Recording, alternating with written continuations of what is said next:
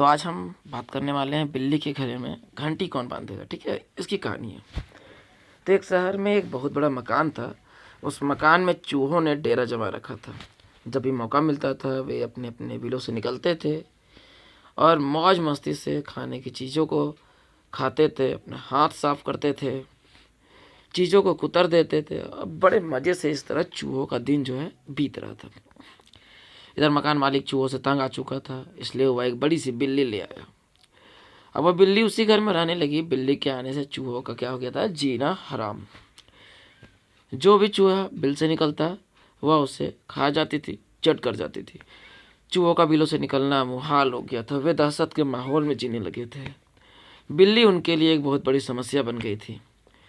अब समस्या का निजात पाने का उपाय निकालने का एक जरिया चाहिए था। इसके लिए चूहों ने एक सभा बुलाई।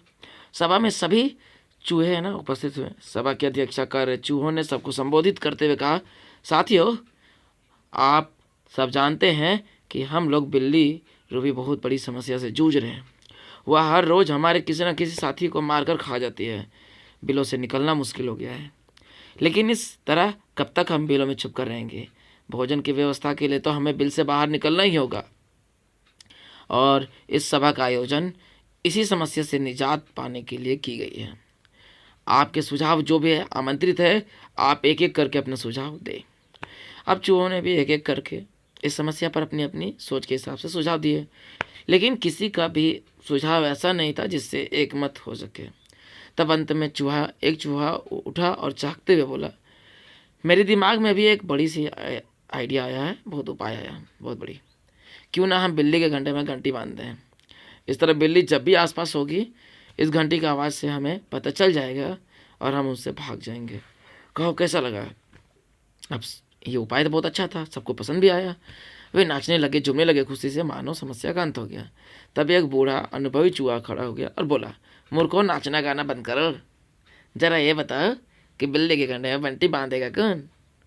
अब ये सुनना था कि चूहों का नाचना गाना बंद हो गया। बिल्ली के गले में घंटी बांधना अपनी जान से हाथ धोना था।